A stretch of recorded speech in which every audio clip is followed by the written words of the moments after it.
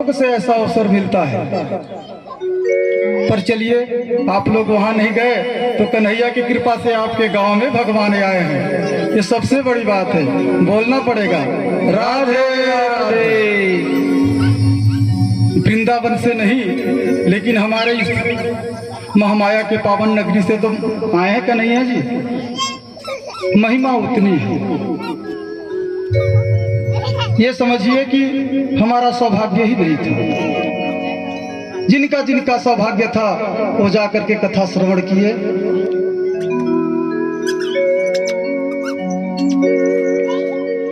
एक बार 10 आदमी मिल करके इसी तरह कथा हो रहा था, तो वहां जाने के लिए विचार किए कि चलो भाई चलते हैं कथा श्रवण करने के लिए। वहां कथा हो रहा है। घर से निकले तो 10, लेकिन रास्ते में कोई पान ठेला में रुक गया, कोई सिनेमा हाउस में चला गया, कोई कपड़ा खरीदने चला गया, कोई बदरी बाजार चला गया, और जाते जाते बेचारा एक आदमी पहुंचा। सत्संग के लिए निकलते तो हैं सब, लेकिन सब नहीं पहुंच पाते। जिनका सौभाग्य रहता है वही सत्संग में पहुंचता है। आप सभी बड़े सौभाग्यशाली हैं जो कि अपना अमूल्य समय को दे करके आज इस सत्संग में पधारे हैं। मैं व्यासपीठ से बहुत बहुत धन्यवाद देता हूं। बोलिए राधा रानी सरकार की जय हो।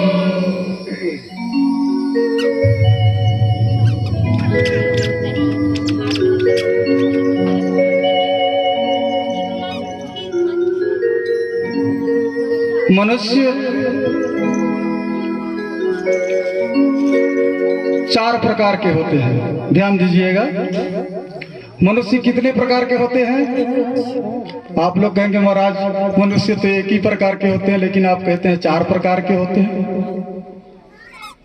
पूछना चाहेंगे कैसे 4 प्रकार के होते हैं? मैं तो देख रहा हूं सब एक ही प्रकार के हैं, है ना? लेकिन वास्तव में मनुष्य 4 प्रकार के होते हैं। और कैसे होते हैं?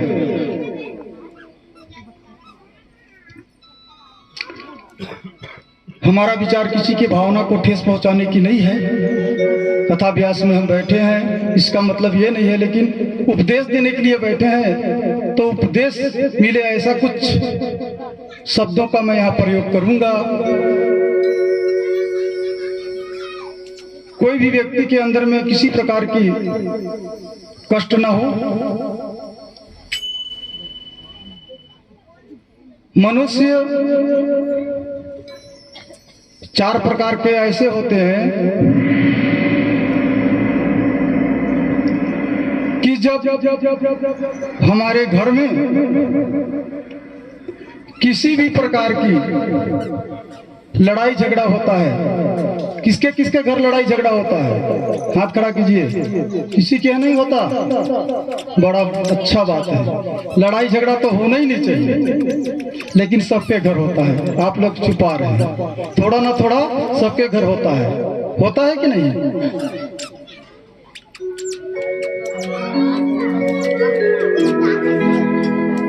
आज नहीं हुआ है, कल हुआ होगा, परसों नहीं हुआ होगा, 1 साल बाद पहले हुआ तो हुआ होगा। होता है, सबके यहाँ होता है। अब हम बैठे हैं व्यासपीठ में, तो क्या हमारे यहाँ नहीं होता? हमारे यहाँ भी होता है।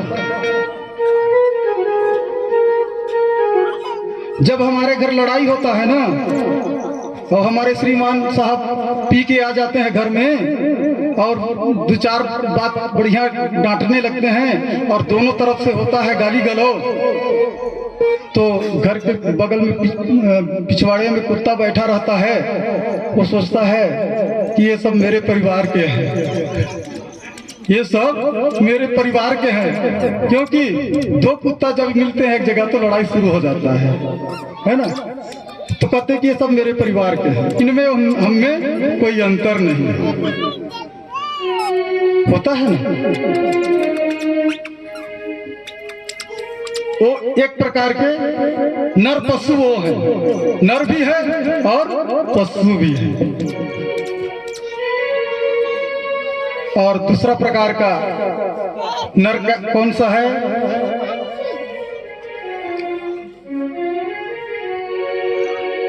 ऊट। ऊट जानते हैं आप? संस्कृत में तुंगा बोलते हैं। क्या बोलते हैं महाराज? तुंगा। तुंगा, तुंगा भी बोलते हैं। संस्कृत में उसको तुंगा बोलते हैं। ऊट। कोई व्यक्ति अगर सरपंच तो बन जाए गांव में, उसके सुबेरे दिन उसका रुबाब देखना, सीना तान के चलेगा। चलता है ना, सीना तान के चलेगा और कोई किसी की तरफ देखेगा भी नहीं ढंग से कि अब मैं सरपंच बन गया हूं। अहंकार उसके अंदर तुरंत प्रवेश कर जाता है और सिर झुका के चलना नहीं जानेगा, किसी को नमन भी नहीं करेगा। तो ऊट कहता है कि ये व्यक्ति जैसा मेरा जैसा इसका, है ना। ऊंट कभी सिर को नहीं झुकाता, सदैव मतलब उसका सिर ऊंचा रहता है। इसी तरह का कहता है ऊंट कि ये भी मेरे ही प्रजाति का है ना, इसमें मुझ में कोई अंतर नहीं है। बोलना पड़ेगा राधे राधे। दो प्रकार के नर पशु हुए ना।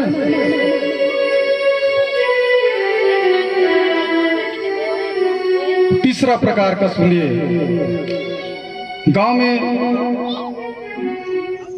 सुअर पालते हैं, बहुत जगह देखने को मिलता है। सुअर पालते हैं ना। कुछ व्यक्ति का काम है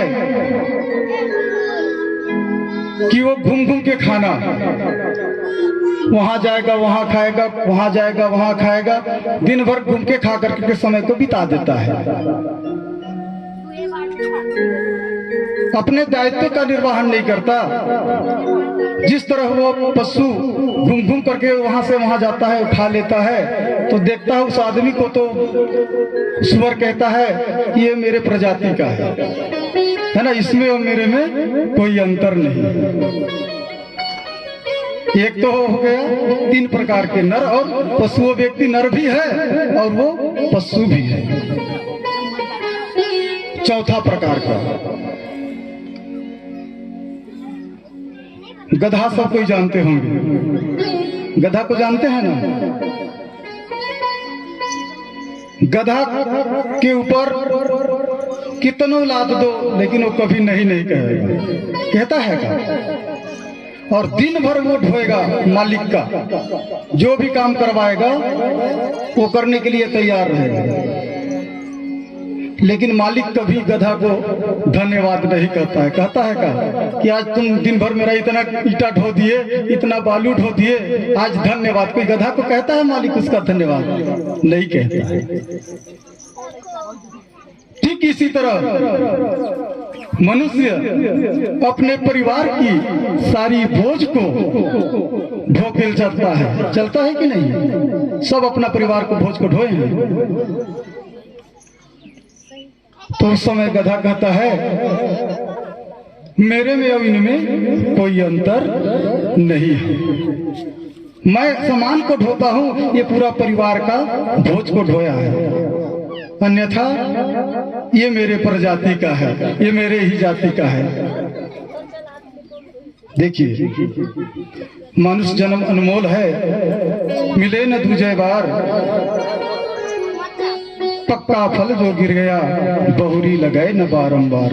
एक बार पक्का फल गिर जाता है, दोबारा लगता नहीं। इसलिए इस मानुष योनि में हम आए हैं, तो 84 लाख योनि को भोग करके हम इस मानुष तन को पाए हैं। अगर 4 लाख 84 आकर 4 लाख 84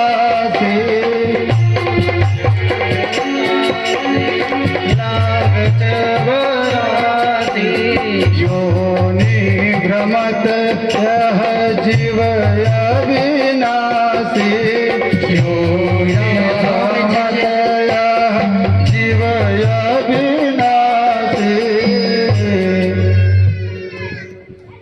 84 लाख योनि में यह जीव भटका खाता है, तब कहीं जाकर के मनुष्य योनि प्राप्त होता है।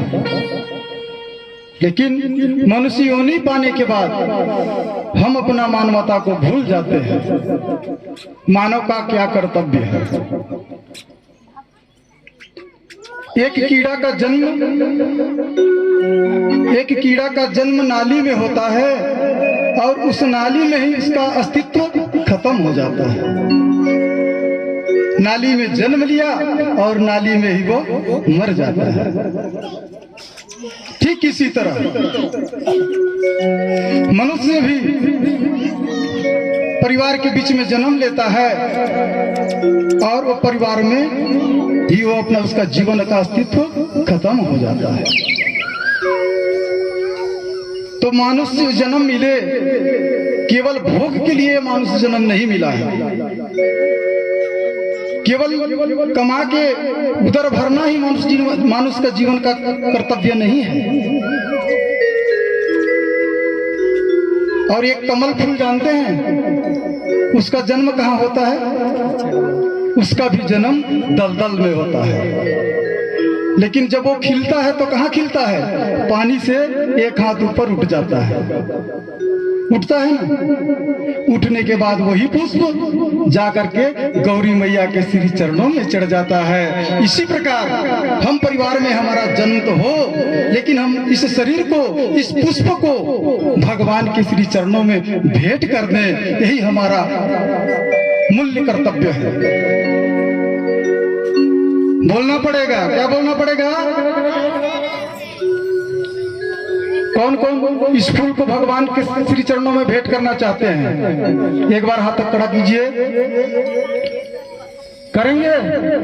उसके लिए भक्ति के मार्ग में आना पड़ेगा, तब कहीं भगवान स्वीकार करेंगे। निर्मल मन जन सो मोहि पावा, मोहि कपट चल चेतन भावा। निर्मल मन जन सो मोहि पावा, मोहि कपट चल चेतन भावा। भगवान कैसे व्यक्ति को चाहते हैं? जिसका मन निर्मल हो, जिसके मन का मत्सर खत्म हो गया हो, ईर्षा खत्म हो गया हो, काम जल के भस्म हो गया हो, उसके पास थोड़ा सा भी द्वेष न हो, उसी को भगवान अपने शरण में लेते हैं। जय जय।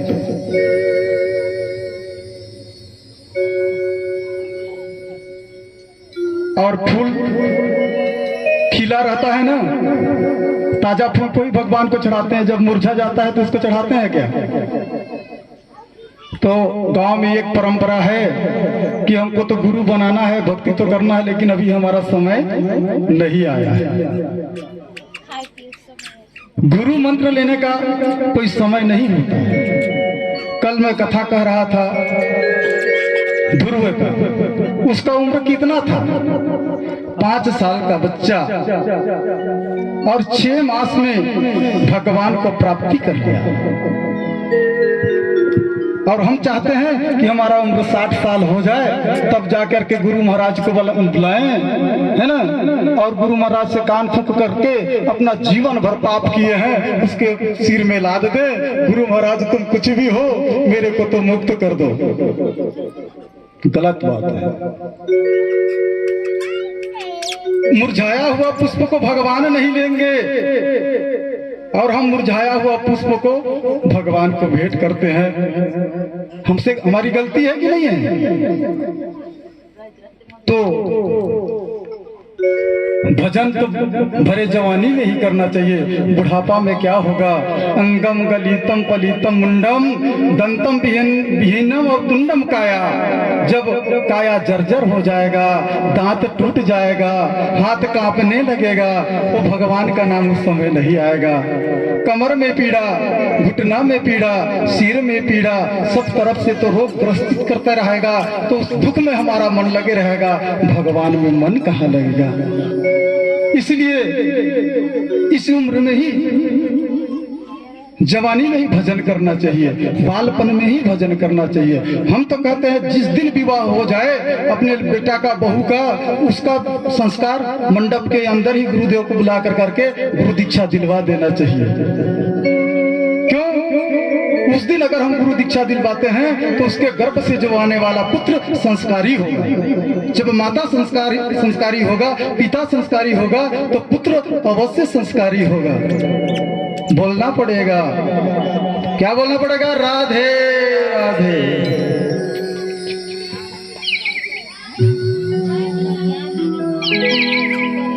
मैं बोल रहा था मत्सर, हमको 5 लुटेरे सदैव लुट रहे हैं। काम, क्रोध, मद, लोभ और ईर्ष्या। ये 5 चीज से बचना बड़ा कठिन है। अगर एक का त्याग करो तो एक आकर के सामने पड़ जाता है, एक का त्याग करो तो एक आके सामने पड़ जाता है। तो इससे बचिए, क्रोध से बचिए। क्रोध क्या है? एक क्षण के लिए मनुष्य के जीवन में आता है और एक क्षण के लिए जब क्रोध सवार हो जाता है मनुष्य के अंदर में तो हाथी भी चिट्टी के समान दिखने लगता है और मनुष्य बेहोश हो जाता है। उसको होश नहीं रहता मैं क्या करने जा रहा हूं, और वो किसी का मर्डर कर देता है। बिना क्रोध आए कोई किसी का मर्डर नहीं कर सकता। कर सकता है क्या? तो क्रोध से बचिए, क्रोध को अपने बस में रखिए। काम से बचिए। काम पीड़ा जब सताए तो भगवान का नाम लो, राम का नाम लोगे तो काम का नाश हो जाएगा। जब काम सताए तो भगवान राम का नाम ले लो। बोलो श्यावर रामचंद्र की जय। मैं उससे बचने का उपाय भी बताते जा रहा हूं ताकि आप उस दलदल में मत फंसो, उससे बचो।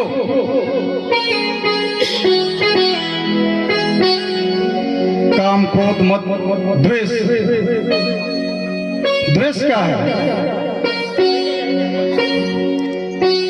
एक व्यक्ति क्या पड़ोसी क्या बिल्डिंग बना लिया पक्का का, और उसका पड़ोसी को बड़ा कष्ट होता था। कल तो उसके पास खाने के लिए नहीं था, वो मेरे घर से चावल ले जा करके खाता था, लेकिन आज इतना बड़ा बिल्डिंग बना लिया और उस जलन में रात दिन वो जलता रहता था। उसका हृदय में दाह लगता रहता था कि ये मैं कल मैं इसको देखा था, इसका स्थिति क्या था और ये आज कहां से कहां पहुंच गया। क्या है? ईर्ष्या वही है, द्वेष उसी को कहते हैं। उसने विचार किया कि हे भगवान, इसके पास कोई भी वस्तु एक ठो हो तो उसका सीधे मेरे पास दुगना हो जाए। भगवान प्रसन्न हो गए, उसको आशीर्वाद भी दे दिए।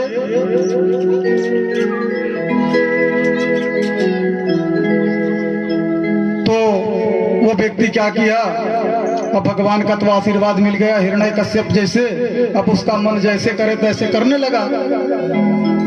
तो बोला कि सबसे पहले तो इसके घर के आंगन में भगवान एक कुआं हो जाए, ताकि ये गिर जाएगा निकलेगा घर से तो वो कुआं में गिरेगा तो फिर मर जाएगा। इतना द्वेष होता है व्यक्ति के अंदर में। अब भगवान की कृपा से कुआं भी हो गया, लेकिन उसके घर के सामने एक कुआं हुआ ना, तो इसके घर के सामने 2 कुआं हो गया। उसको ज्यादा कम परेशानी है, इसका परेशानी बढ़ गया।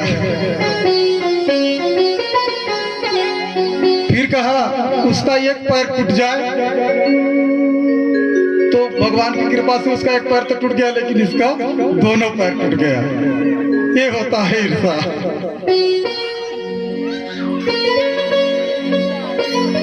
अब कहा पैर तो टूट गया, अब कहा उसका एक आंख फूट जाए। उसका एक आंख तो फूट गया, लेकिन इसका दूसरा आंख भी फूट गया। तो ठीक इसी तरह हम दूसरे के लिए गड्ढा खोदेंगे तो उस गड्ढा में स्वयं हम गिरते हैं। इसलिए ईर्ष्या से बचो, किसी से द्वेष मत रखो,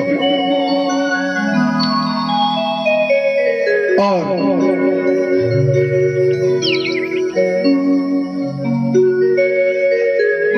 किसी भी प्रकार का हम अगर अच्छा काम किए हैं तो कोई हमारा प्रशंसा करता है तो उस प्रशंसा से बचो। प्रशंसा व्यक्ति को गर्त में ले जाता है।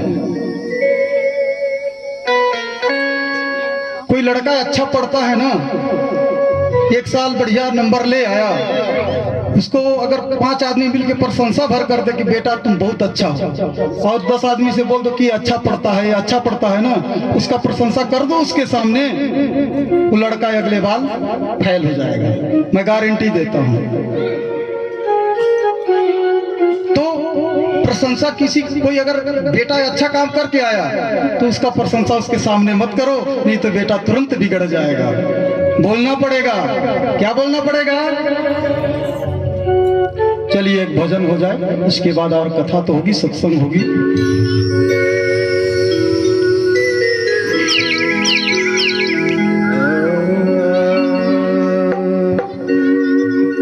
राधा मेरो स्वामिनी,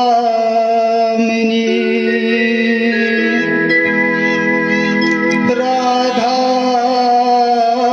मेरो स्वामिनी,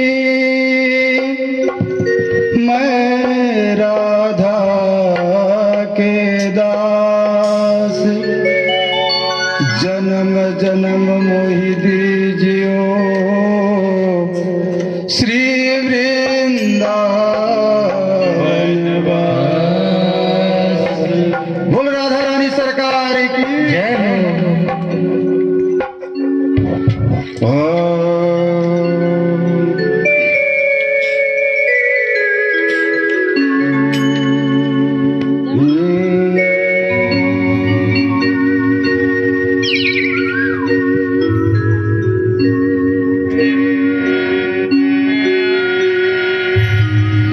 मेरी लगी श्याम संग प्रीत दुनिया क्या जाने, मेरी लगी श्याम संग प्रीत सभी ताली बजाइएगा। क्या जाने, मेरी लगी श्याम संग प्रीत दुनिया क्या जाने, मेरी लगी श्याम संग प्रीत दुनिया क्या जाने, क्या जाने कोई क्या जाने, क्या जाने कोई क्या जाने, क्या जाने कोई क्या जाने, क्या जाने कोई क्या जाने। मुझे मिल गया, मुझे मिल गया, मुझे मिल गया मन का मीत दुनिया क्या जाने, मुझे मिल गया मन का मीत दुनिया क्या जाने, मेरी लगी श्याम संग प्रीत दुनिया क्या जाने। मुझे लगी श्याम संग सब गाइए। दुनिया भगवान ने अगर मुख दिया है तो भजन गाने के लिए दिया है, किसी को गाली देने के लिए नहीं दिया है। हरि बोल।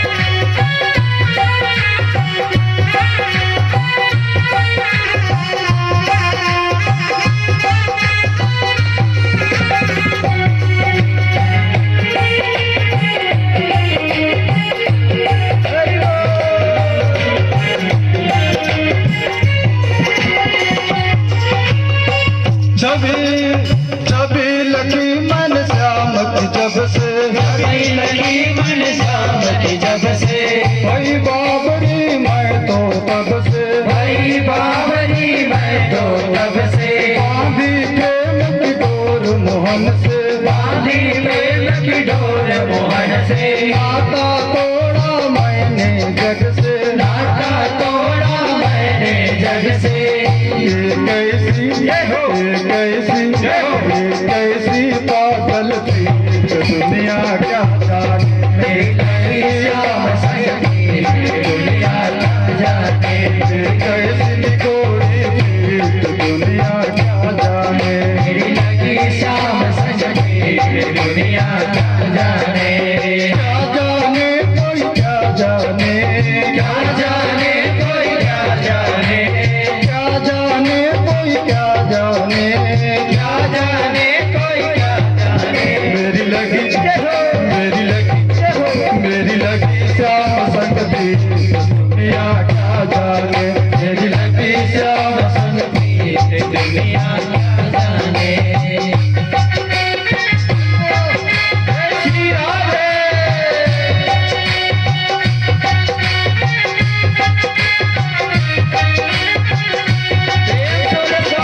सरकार की।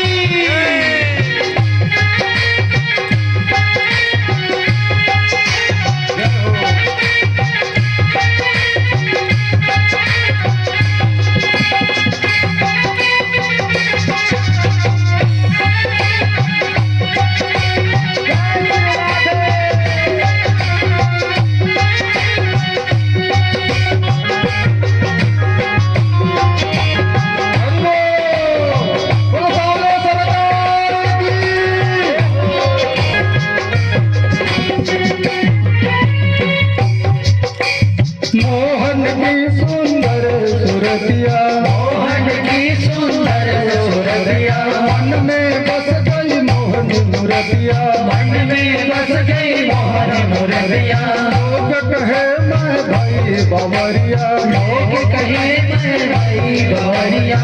जब से ओढ़ी श्याम चुनरिया। जब से ओढ़ी श्याम चुनरिया। मन छोड़ी जग की रीत दुनिया क्या जाने। छोड़ी जग की रीत दुनिया क्या जाने। श्याम संग में दुनिया क्या जाने। मेरी लगी श्याम संग में दुनिया क्या जाने। क्या जाने कोई क्या जाने। क्या जाने कोई क्या जाने। क्या जाने कोई क्या जाने। क्या जाने कोई क्या जाने। मेरी लगी श्याम संग थी दुनिया क्या जाने। मेरी लगी श्याम संग की दुनिया क्या जाने। मेरी लगी श्याम संग थी दुनिया क्या जाने। मेरी लगी श्याम संग की दुनिया क्या जाने। मुझे मिल गया मन का दुनिया क्या जाने। मुझे मिल गया मन का दुनिया क्या जाने। मेरी लगी श्याम संग थी दुनिया क्या जाने। मेरी लगी श्याम संग की दुनिया क्या जाने। जय बोलिए सावला सरकार की जय हो।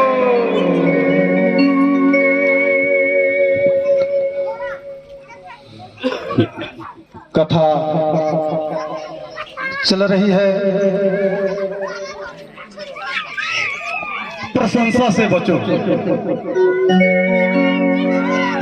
कोई भी व्यक्ति अगर तुम्हारा प्रशंसा करता है उससे बिल्कुल बचना चाहिए। अगर हमारे जजमान अभी भागवत करवा रहे हैं, 4 दिन के बाद जब भागवत खत्म हो जाएगा, समापन हो जाएगी, गांव में घूमने निकलेंगे, 4 आदमी मिलेंगे, कहेंगे कि मोटू राम तुमने बहुत अच्छा काम किया। उस समय इनको बचना है। इनको कहना है कि जो भी किए कन्हैया किए, मैं कुछ नहीं किया। अगर उनकी कृपा नहीं होती तो यह कार्य होता क्या? नहीं होता। उनकी कृपा हुई है तब यह कार्य हो रहा है। इसलिए प्रशंसा से बचिए। प्रशंसा अगर कोई करता है वहां तुरंत बोल दीजिए मैं नहीं किया, करने वाला कोई और है। एक बार रामचरितमानस में बाबा गोस्वामी तुलसीदास जी लिखते हैं, जब हनुमान जी लंका को गए, सीता जी का पता लगाने के लिए, कथा सभी लोग को मालूम है राम सीता का। लक्ष्मण के भाभी का क्या नाम था बताइए तो, कोई जानते हैं क्या? सीता। जानते हैं आप लोग? रामायण तो पढ़ते होंगे, पढ़ते हैं। सीता का भाभी का क्या नाम था? सीता लक्ष्मण के भाभी। बहुत विडम्बना है, बोलिए जोर से, क्या था? बोलिए। सीता, ताली बजाइए एक बार जोरदार। बहुत सुंदर, कम से कम मालूम होना चाहिए। वही सीता माता को जब रावण चोरी करके ले गया अपने लंका में, तो हनुमान जी माता सीता का पता लगाने के लिए लंका गए। और जब लंका गए तो वहां लंका को जला डाले, बाग को उखाड़ दिए और सीता माता का पता लगा करके वापस आ गए। जब वापस आ गए तो पूरा वानर सेना हनुमान जी का प्रशंसा करने लगे कि वाह हनुमान जी, तुम तो बहुत बहादुर हो, तुम बहुत बहादुर हो, तुमने लंका को जला डाला, सीता जी का पता लगा डाला। और उसी भाव में प्रभु रामचंद्र जी बह गए। उन्होंने भी कहे कि वाह हनुमान, तुमने क्या काम कर दिया बेटा। तो हनुमान जी कहे प्रभु, कम से कम आप तो मेरा प्रशंसा मत करिए, आप तो जान रहे हैं कि कौन किया, आप तो मेरा प्रशंसा मत कीजिए। ये लोग बाकी कर रहे हैं तो ठीक बात है, लेकिन आप तो मेरा प्रशंसा मत कीजिए। क्यों? तुमने लंका गया था? तो कहे हाँ, मैं तो लंका गया था। तो लंका तुम पहुंचे कैसे, पहले ये बताओ।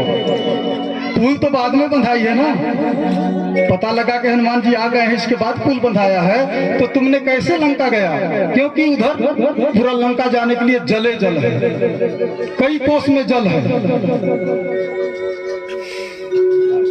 तो कहे जहाज में गया था। तो कहे जहाज में? कौन सा जहाज में? भारत का जहाज में गए थे कि इंग्लैंड का जहाज में गए थे? कहाँ के जहाज में गए थे? तो भगवान बोले, हनुमान जी बोले प्रभु, जो आप मेरे को मुद्रिका दिए थे ना, वही मेरा जहाज है। आपने जितने वानर सेना गए किसी को मुद्रिका नहीं दिए, मुद्रिका केवल मेरे को दिए। इसी जहाज में मैं चढ़ करके गया। ठीक बात है, ये बात तो समझ में आ गया कि तुम मेरे मुद्रिका से गए। मेली मुद्रिका मेली मुद्रिका मुखमाही, जलधि लांघ गए अचरज नाही। गोस्वामी तुलसीदास जी रामचरितमानस में लिखते हैं कि जब मुद्रिका को अपने मुख में लगाए हनुमान जी, तो उनको थोड़ा सा भी भय नहीं लगा जल को पार करने के लिए, और वो पहुंच गए हनुमान जी। तो कहे हनुमान जी प्रभु, आपने जो जहाज दिया था उसी जहाज से मैं गया लंका, माता सीता को पता लगाने के लिए। जब वहां पहुंच गया और मैं फल खाने लगा, जब मैं फल खाने लगा तो पता चला कि कोई वानर आया है, फल खा रहा है और वृक्ष को उखाड़ रहा है। तो सबसे पहले तो रावण आया, इधर उधर देखा, मैं वृक्ष के पत्ता के आड़ में छिपा हुआ था, छोटा रूप धारण करके।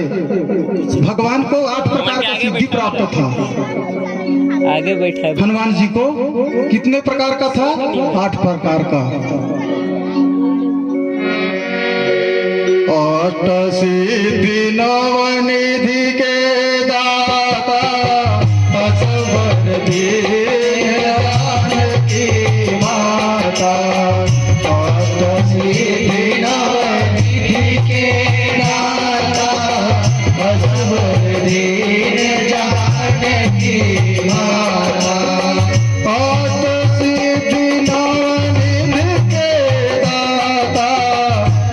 असबर दीन जानकी माता आज सीधी नवनीति के दाता असबर दीन जानकी माता श्री राम जय राम जय जय राम श्री राम जय जय राम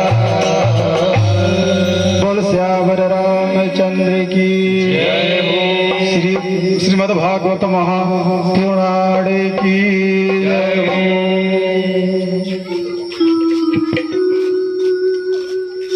अणिमा लघिमा इसी तरह से 8 प्रकार का उनको सिद्धि था। जब वो चाहते छोटा हो जाते, जब वो चाहते बड़ा हो जाते। जब लंकनी जब प्रवेश किए तो लंकनी के पास गए। सत जो जन तही आनन गिन्हा अति लघु रूप पवन सुत लीन्हा। वो पवन सुत छोटा सा रूप धारण कर करके तुरंत उनके मुंह में प्रवेश कर गए और बाहर निकल करके हनुमान जी आ गए और बोले कि माता अब मैं जा रहा हूं। तो वो वरदान माता सीता जी हनुमान जी को प्रदान किए थे। वो छोटा सा रूप लेकर करके हनुमान जी वहां थे। जो भी जितना आए आकर के चले गए। अंत में मेघनाथ आया और ब्रह्म फांस में फांस कर करके हनुमान जी को ले गया। जितना खाली है आगे बढ़ बैठा पीछे। सीता जी देख रही है हनुमान जी बंधे हुए हैं। तो भगवान बोले, हनुमान बोले मैं चला गया। तो कहे चलिए ठीक है तुम तो चले गए, लेकिन लंका को क्यों जलाए? लंका को तो तुम्हें जलाना नहीं चाहिए। लंका को जलाने के लिए मैं थोड़ी बोला था तुमको। मैं तो बोला था कि माता सीता का पता लगा करके तुमको आना है, लेकिन तुमने तो लंका जला दी। तो हनुमान जी बोले प्रभु लंका को मैं नहीं जलाया। वहां मैं गया तो वहां वाटिका में एक आपका परम भक्त आई। कौन परम भक्त? त्रिजटा नाम राक्षसी का, त्रिजटा नाम की एक राक्षसी आई और वो आपके अनन्य भक्त थी। मैं देखा कि ये कोई भक्त एक तो मिली है और इस भक्त के जब कोई अपना भक्त मिल जाता है दूसरा भक्त तो बड़ा खुशी होता है कि नहीं? 2 सत्संगी मिल जाए एक साथ तो बड़ा आनंद आता है। हमारे समझी जी के साथ हम मिलते हैं ना तो हमारा 24 घंटा कैसे बीतता है कोई पता नहीं चलता है। बहुत उच्च कोटि के विद्वान है हमारे आचार्य जी। इन्होंने सामरवार विश्वविद्यालय में संस्कृत विद्यालय में 5 साल तक हेडमास्टर के रूप में पदस्थ है संस्कृत विद्यालय में, गहिरा गुरु के जमाने में। हमारे समाज के अनमोल रत्न है ये। जब से हम लोग आपस में समझी का रिश्ता बना तब से कोई भी कार्य में हम लोग साथ रहते हैं। तो जब भी हमारा समझी मिलते हैं, दिन में कोई भी दिन ऐसा नहीं होता कि फोन में एक बार इनसे हमारा बात नहीं होता। ये तो हमारे पिताजी की उम्र का है, मैं इनके पुत्र के उम्र का हूँ, लेकिन प्रभु की कृपा देखिए, सत्संग की ऐसी कृपा है। सत्संग ने हमको एक ऐसे मित्र मिला दिया। बोलिए श्रीमद् भागवत महापुराण की।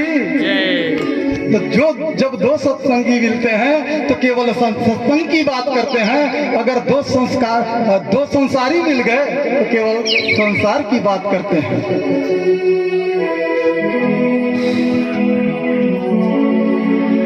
त्रिजटा को देखे हनुमान जी बड़ा खुश हुए। क्या कोई तो भक्त है यहाँ? मेरा तो यहाँ कोई नहीं है। तो वो त्रिजटा आकर करके राक्षस समाज से कह रही है सपने वानर लंका जारी। अरे आज मैं एक सपना देखी हूँ, अब वो सपना में एक वानर आया है और लंका को जला डाला। मैं सोचा कि वानर तो कोई है नहीं और ये यहाँ वानर कह रहा है, तो कहे कि होंगे कोई वानर, तो कहे कि ये जो कार्य होगा ये 2-3 दिन के अंदर ही होने वाला है अभी। तो हनुमान जी बोले कि मैं विचार किया कि 2-3 दिन के अंदर तो कोई वानर आने वाला है नहीं, मैं ही हूँ। तो प्रभु भक्त के हृदय में बैठ करके आप मुझे संकेत वहां पे किए कि वानर हनुमान जी तुम आए तो हो यहाँ और तुम्हें इस कार्य को करके जाना है। मैं समझ गया प्रभु। और जब दरबार में मेरे को ले जाकर के खड़ा किया गया तो रावण तो मुझे मृत्यु दंड देने वाला था। तो भीष्म के कहने पर उसने बोला कि अगर कोई भी दूत अपने यहाँ आए तो उसे सजा देना राजा का कर्तव्य नहीं है। कोई चौकीदार आपके यहाँ आए कि भाई तुम्हारा बेटी का छोर छुट्टी करना है और फलाने तारीख को अंबिकापुर रजवाड़े भवन में, तो तुम जाना तो उसको क्या डंडा मारोगे आप लोग? डंडा मारना उचित है क्या? डंडा मारना उचित नहीं है। उचित सिखावन दी जहु माही, विभीषण ने कहा कि इसको मारना उचित नहीं है। इसके लिए एक ही उपाय है, कपि के ममता पूछ पर। कपि का ममता सबसे ज्यादा पूछ पर रहता है और इसका पूछ को जला दिया जाए। इसका जो पूछ है इसको जला दिया जाए और पूरा लंका का कपड़ा को ला करके लपेटे और सबको प्रभु की कृपा से वो लेते गए और रहा ना बसन घृत तेला। पूरा लंका में ना घी बचा ना तेल बचा, सबको डाल दिए। जब तेल को डाल दिए, घी को डाल दिए और आग फूक दिए। जब ये आग जला दिए तो कहे प्रभु अगर किसी भी व्यक्ति के ऊपर आग लग जाए तो भागेगा नहीं, वो तो भागेगा, बचने के चक्कर में नहीं भागेगा। तो कहे मैं क्या गलती किया, मैं तो यहाँ से वहां बंदर का जात, इधर से उधर दौड़ा, उधर से उधर दौड़ा, लंका में आग लग गई, मेरी क्या गलती है? इसमें मेरा कोई गलती नहीं है। अपना प्राण बचाने के लिए मैं इधर उधर भागा और सब लंका में जब आग लग गया तो मैं जाकर के समुद्र में अपना डूब गया। समुद्र में जब गया तो मैं देखा मेरा पूछ तो जैसे के तैसे है। रही कृपा प्रभु राम की तो बार बका न होए और होनी तो होके रहे, अनहोनी न होए। बोल श्याम रामचंद्र की जय हो। आज भगवान जी की कृपा से हनुमान जी का एक बाल भी नहीं जल सका। तो कहे प्रभु मैं थोड़ी जलाया, उसको तो आप ही जलाए हो। तो कहे वाह हनुमान, मानना पड़ेगा तुमको। इस तरह अपना ऊपर में कोई भी व्यक्ति प्रशंसा करता है कि ये अच्छा आदमी है, तो प्रशंसा को अपने ऊपर नहीं लेना चाहिए। जो कुछ भी है, जो भी हम अच्छा काम करते हैं, अगर 5 माला रोज हम जाप करते हैं और 10 व्यक्ति के बीच में कहते फिरे कि हम 5 माला जप किए, 5 माला जप किए, 5 माला जप किए, तो जप किया हुआ का फल निष्फल हो जाता है। इसलिए पुण्य और पैसा सदैव छुपाने की चीज है। हम बाजार जाते हैं तो किसी को बोलते हैं का कि देखो मैं 5,000 रुपया पकड़ा हूँ, 5,000 रुपया पकड़ा रहूं, कोई बोलते हैं का? नहीं बोलते, उसको गुप्त स्थान में रखते हैं। ठीक इसी तरह पुण्य और पैसा 2 चीज को छुपा के रखना चाहिए। बोलना पड़ेगा, क्या बोलना पड़ेगा? राधे राधे। आनंद नहीं आया। इस तरह से आप लोग बोलिएगा कि 5 दिन से हम भोजन ही नहीं किए हैं, तो कहाँ आनंद आएगा। किसी को गाली देना तो पड़ जाए, फिर देखना आवाज कितना तेज चलता है ना, लड़ाई झगड़ा तो हो जाए, फिर तो पूरा मोहल्ला सुनेगा। और भगवान का जय बोलने में जय ये कोई बात है का। देखिए, जो जय बोलता है जोर से ना, उसका सिर का जो पाप है ना, जो जय नहीं बोलता है उसके सिर के अंदर में बैठ जाता है।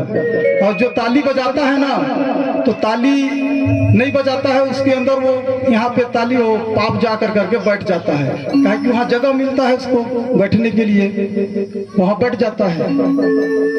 पाप यहाँ रहता है। कभी हाथ लगा करके सुन के देखिए तो कैसा लगता है, सुन के देखिए, कभी बोलना पड़ेगा। क्या बोलना पड़ेगा? राधे राधे। पाप वही रहता है। तो जब ताली बजाते हैं ना, तो वो पाप यहाँ से निकल के अगल बगल जो पेड़ है उसी पेड़ में जाकर बैठ जाता है। जब तक सत्संग चलता रहता है, हम जय जय करवाते रहते हैं और आप लोग जय जय कहते रहते हो, ताली बजाते रहते हो, तब तक तो पाप निकल के भाग जाता है। लेकिन जब यहाँ पंडाल से निकल के फिर जाने लगते हो और फिर घर की चिंता आती है, पाप आकर के तुम्हारे ऊपर फिर बैठ जाता है। बोलिए राधे रानी सरकार की। तो ताली बजाना है ना, चलिए एक बार ताली बजाइए।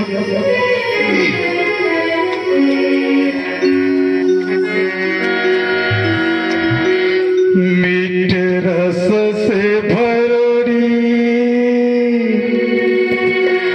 मीठे रस से भरोरी, राधा रानी लागे, राधा रानी लागे, मारो तारो जमाने पानी लागे। मीठे रस से भरोरी, राधा रानी लागे,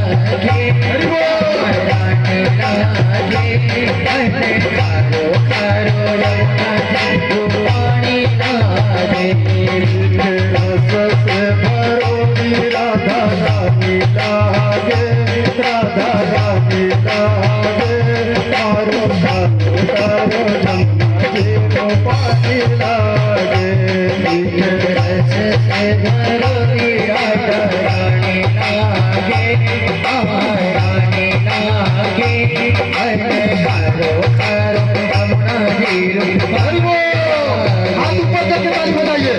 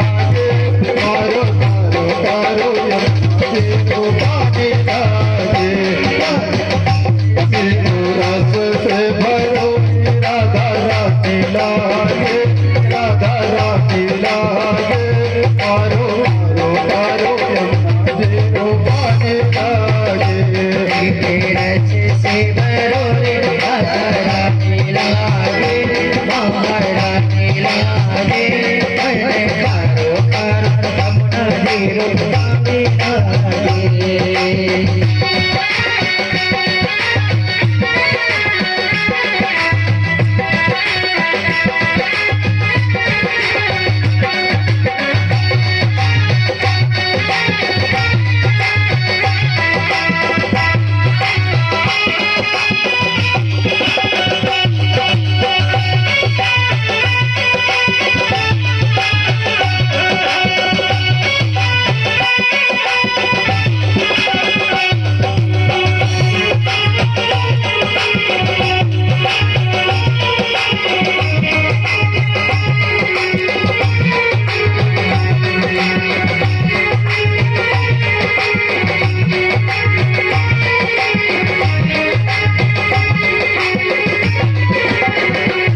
अनामित मुरली में तेरे राधा बारंबार कोटिन रूप धरे मन मोहन मौन पावे पार अनामित मुरली में तेरे राधा बारंबार कोटिन रूप धरे मन मोहन मौन पावे पार रंग की चमेली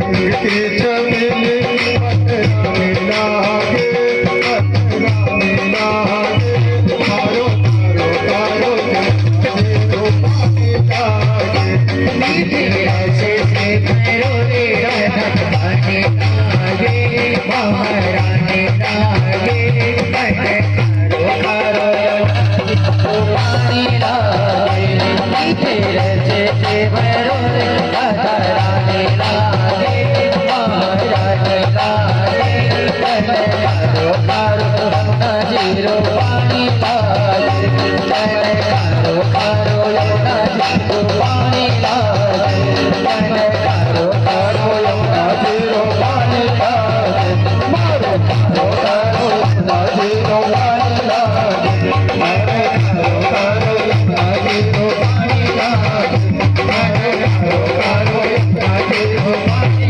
लागे बोले राधा रानी सरकार की श्रीमद् भागवत महापुराण